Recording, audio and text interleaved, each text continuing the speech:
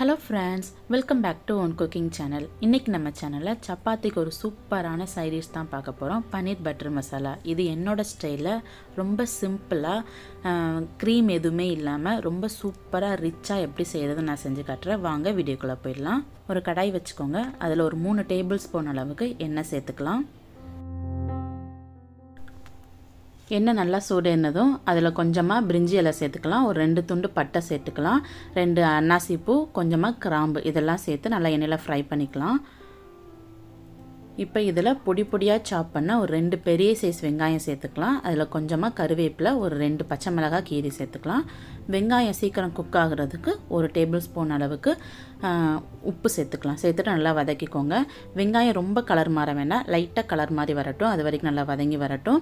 இப்போ இதில் ஒரு 10லேருந்து 15 முந்திரி பருப்பை தண்ணியில் ஊற போட்டு வச்சுக்கோங்க. கடைசி இதை நல்லா ஃபைன் பேஸ்ட்டாக அரைச்சி கிரேவியில் சேர்த்துக்கணும். அதனால் ஸ்டார்டிங்லேயே ஊற போட்டுக்கலாம். பாருங்கள், வெங்காயம் நல்லா வதங்கி வந்துருச்சு. இந்த அளவுக்கு கலர் மாறினா போதும். இந்த அளவுக்கு வந்ததுக்கப்புறம் இதில் ஒரு 2 டேபிள் ஸ்பூன் அளவுக்கு இஞ்சி பூண்டு பேஸ்ட்டை சேர்த்து அதோட பச்சை ஸ்மெல் போகிற அளவுக்கு லைட்டாக வதக்கி விட்டுக்கலாம். பாருங்கள், நல்லா வதங்கி வந்துருச்சு. இப்போ இதில் ஒரு 4 மீடியம் சைஸ் தக்காளி சேர்த்துக்கலாம். அதையும் நல்லா ஃபைன் சாப் பண்ணி நல்லா சேர்த்துக்கோங்க. அப்போ தான் நல்லா கிரேவியும் நமக்கு கிடைக்கும், சீக்கிரமாகவும் குக் ஆகி வரும். இப்போவே கிரேவிக்கு தேவையான மசால் பொடி சேர்த்துக்கலாம். இதில் 2 டேபிள் ஸ்பூன் அளவுக்கு காஷ்மீரி மிளகாத்தூள் சேர்த்துக்கலாம். இப்போ தான் கலர் நல்லாயிருக்கும். 1 டீஸ்பூன் அளவுக்கு தனியாத்தூள், 1/2 டீஸ்பூன் அளவுக்கு ஜீரகத்தூள், 1/2 டீஸ்பூன் அளவுக்கு கரம் மசாலா சேர்த்து அதை நல்லா மிக்ஸ் பண்ணி விட்டுக்கலாம். மிக்ஸ் பண்ணி விட்டுட்டு ஒரு மூடி போட்டு நல்லா வேக விட்டுருங்க. நல்லா வதங்கி எண்ணெய் பிரிஞ்சு வரும். அது வரைக்கும் நம்ம வெயிட் பண்ணலாம்.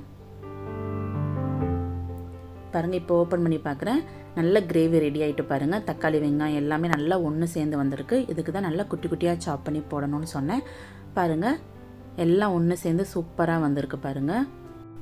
இப்போ இந்த டைமில் நம்ம ஊற வச்ச முந்திரி பருப்பு இதில் சேர்த்துக்கலாம்.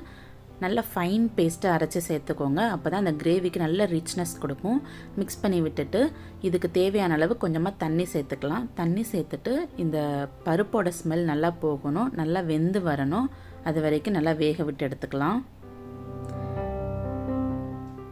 கிரேவி உங்களுக்கு எந்த அளவுக்கு வேணுமோ அந்த அளவுக்கு நீங்கள் தண்ணி சேர்த்துக்கலாம். இப்போ இதில் 1 டீஸ்பூன் அளவுக்கு சுகர் சேர்த்துக்கோங்க. பன்னீர் பட்டர் மசாலா சாப்பிடும்போது லைட்டாக ஒரு ஸ்வீட்னஸ் கிடைக்கும். அது மாதிரி ரொம்ப காரமாகவும் இருக்காது. அதுக்காக தான் இந்த ஸ்வீட் சேர்த்துக்கிறோம். சேர்த்துட்டு நல்லா மிக்ஸ் பண்ணி விட்டுக்கோங்க. இப்போ நல்லா கொதி வரட்டும். பாருங்கள், நல்லா கொதி வந்திருக்கு.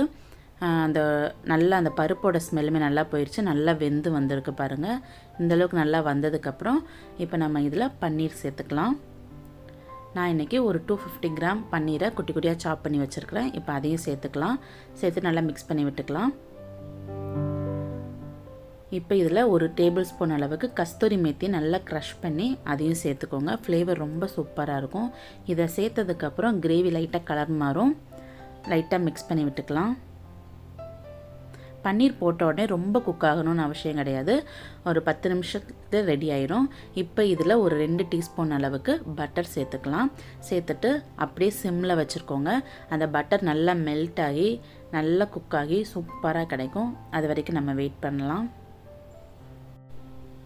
பாருங்கள், நல்லா எண்ணெய் பிரிஞ்சு வந்திருக்கு பாருங்கள். பட்டர் நல்லா மெல்ட் ஆகிருக்கு. இப்போ அப்படியே மிக்ஸ் பண்ணி விட்டுக்கோங்க. பாருங்கள், பார்க்குறதுக்கே எவ்வளோ சூப்பராக இருக்குது. டேஸ்ட் அல்டிமேட்டாக இருக்கும். இதே மெத்தடில் நீங்கள் செஞ்சு பாருங்கள். இப்போ இதில் பால் ஏடு இருக்குல்ல, அதை எடுத்து நல்லா மிக்ஸ் பண்ணிவிட்டு அதை மேலே சேர்த்துக்கிறேன். ஃப்ரெஷ் க்ரீம் இருந்தால் அதை சேர்த்துக்கோங்க. அது இல்லைன்னா பால் ஏடை நல்லா க்ரஷ் பண்ணி இதில் சேர்த்துக்கோங்க.